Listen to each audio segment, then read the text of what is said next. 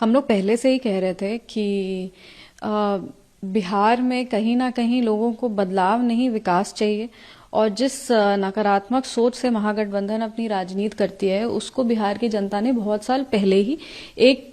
Clear mandate देके उसको नकार दिया था। पर उसके बाद भी महागठबंधन की विचारधारा में कोई अंतर नहीं आया, ना उनके राजनीति करने का जो तरीका है उसमें कोई अंतर आया। जहां तक रही 2025 विधानसभा की बात, तो हम लोग शुरू से ही बहुत कॉन्फिडेंट थे। आप पुराना जितना भी इंटरव्यूज है वो भी देख सकते हैं कि जिस तरीके से जनता और हमारे यशस्वी प्रधानमंत्री श्री नरेंद्र मोदी जी, माननीय मुख्यमंत्री श्री नीतीश कुमार जी, पार्टी के राष्ट्रीय अध्यक्ष श्री चिराग पासवान जी के प्रति जनता की लोकप्रियता थी,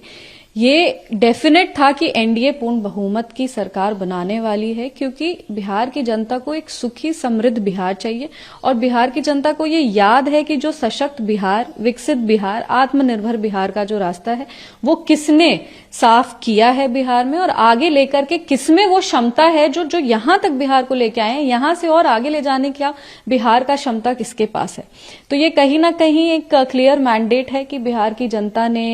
विकास पुरुष नीतीश कुमार जी को पुनः एक बार फिर से अपना मुख्यमंत्री चुना है।